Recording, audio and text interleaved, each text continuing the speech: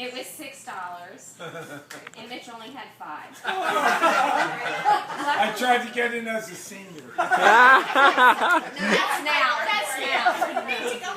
Luckily, I was just paid by my boss in Bay Village, Guy Britton. We had to rush in so the usher wouldn't notice Mitch was shoeless against their strict theater dress code policy.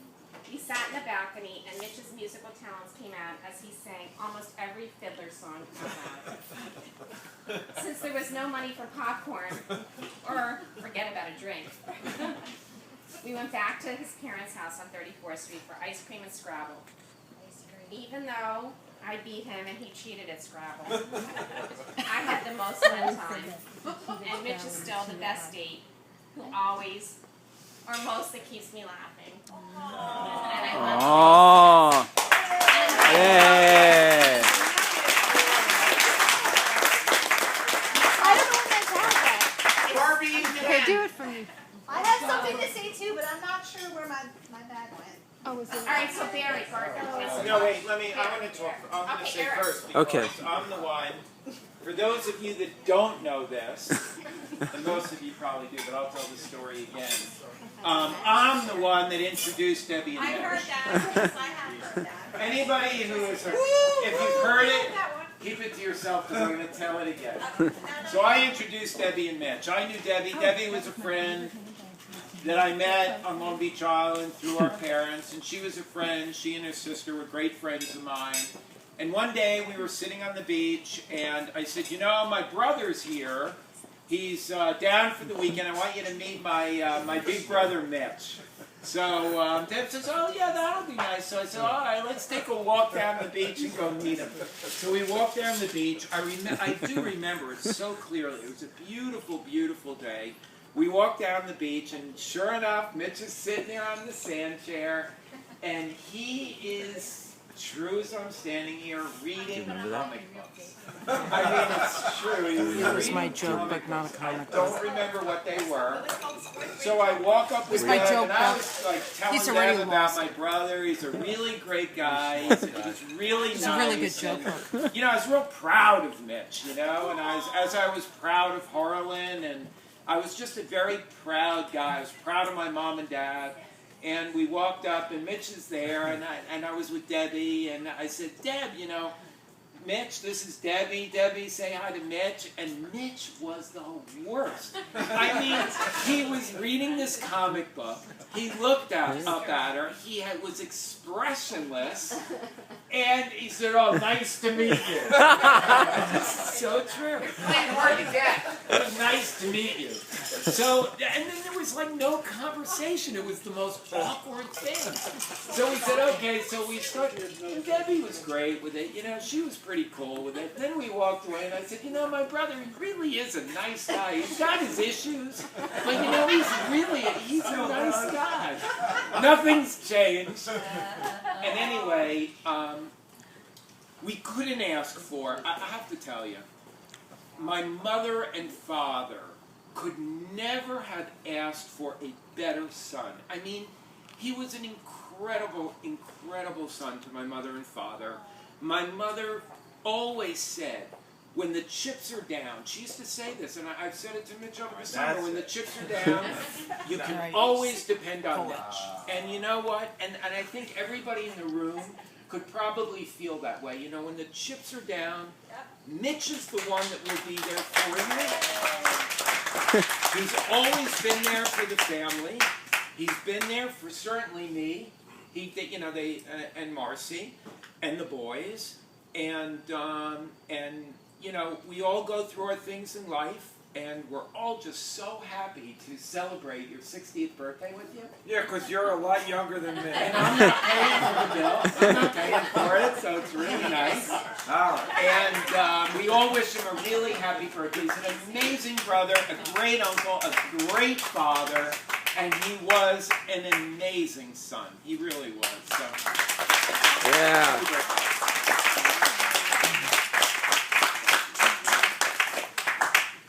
All right, that's nice. No, Nicole. Cool. Nicole. All right. Do I have to stand next to you? Feel free to. Alright. I really don't like public speaking, so it's kind of hard to do, but I'm gonna try to get through it. Alright. Bitch, I'll move away. Go ahead. I'm filming you the whole time. You're in the film. Every day. I know, this is a little different. Come on, the judge is more intimidating than I should do this for mom too. When my mom asked me to say a little something today, I of course immediately said that I'd love to, as my dad's wonderful, and I always have lots to say about him. Sometimes good, sometimes bad, but mostly good.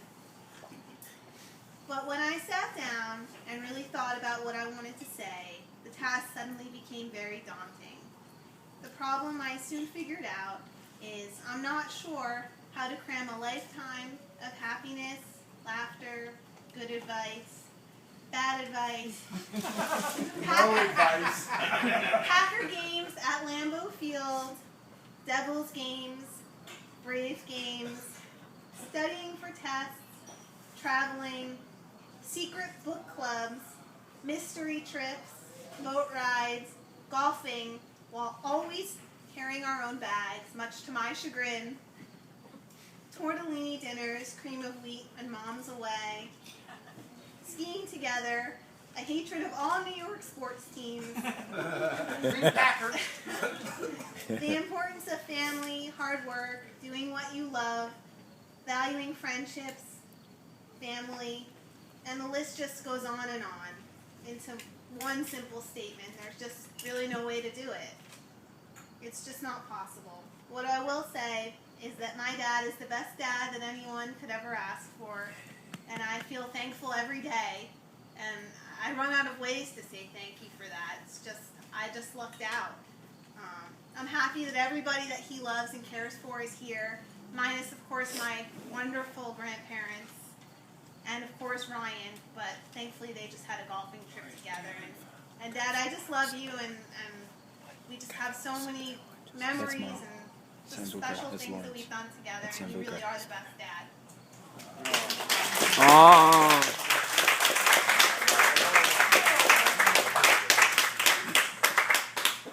I love that. So nice. Yeah. Oh, go. I'm a little afraid about I what's don't coming know. up No, next. no. I don't have any funny stories about Mitchell. I should, but I don't. Yankee scrapbook. But I do have an important story. And I don't even know if Mitchell remembers this. This goes back 31 years. It's in 1981. The year my father died. I know the way Mitchell felt about my father, which is the same way I felt, I think, about my Uncle Al. And I arrived at my father's funeral for the eulogy that I had written. And I walked into the rabbi's study, and I handed it to the rabbi. And he handed me a piece of paper, which somebody had typed out, which also had a eulogy on it. And I read that eulogy, and it was beautiful. It was meaningful. It described my father's life, and it became obvious to me that that was what he had agreed. And I asked him, who gave this to you? And he said, I don't know. Some man just walked in here and gave it to me. And for 2 years, I struggled to try to find out who it was. Eventually, I found out it was Mitchell. This was done totally anonymously.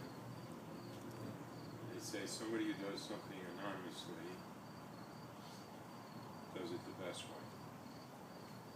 And I have always, from that moment on, the time that I discovered it was Mitchell, I felt a special bond with him.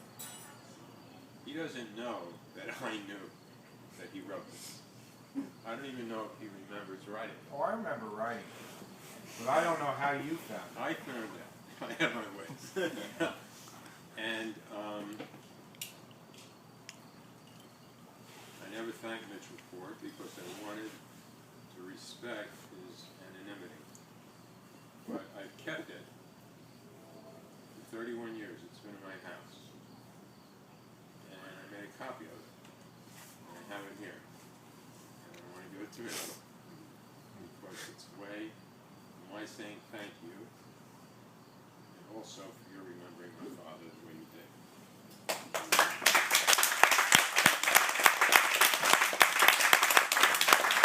I've never heard this before. You never told me. I've never heard it. How'd you find out? Your wife. How'd you find I always.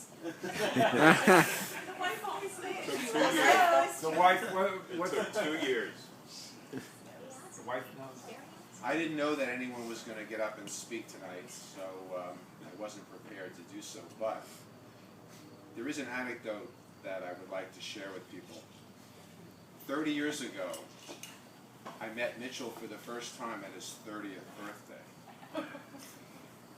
Ardith had met Debbie at synagogue, and some people have heard about that. And I'm saying, interesting guy, Jewish guy at a fireman. I said a firehouse. I mean, I grew up.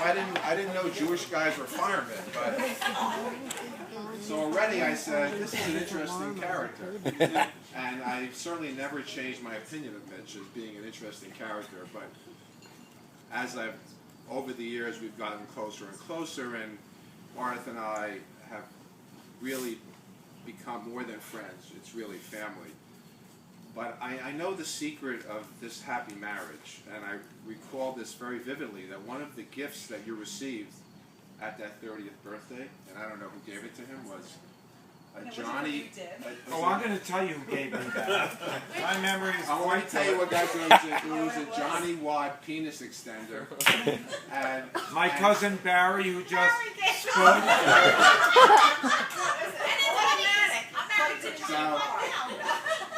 John the Wad. So if anything is a recipe for a successful marriage, that's probably It worked what for is. about 12 years and I broke I it. have an updated version of you. I broke the damn thing. I have an updated version. That's how you... Use it on his hairdresser. I write an obituary for his father and he gives me a John the Wad penis extender. Thank you, Barry.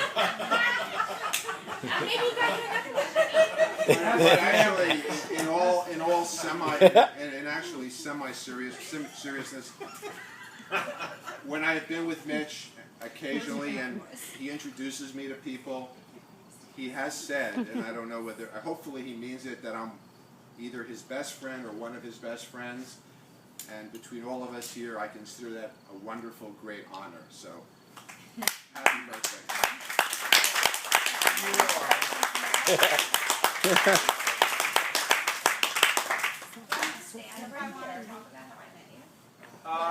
I know Lori's going to talk about how you met me.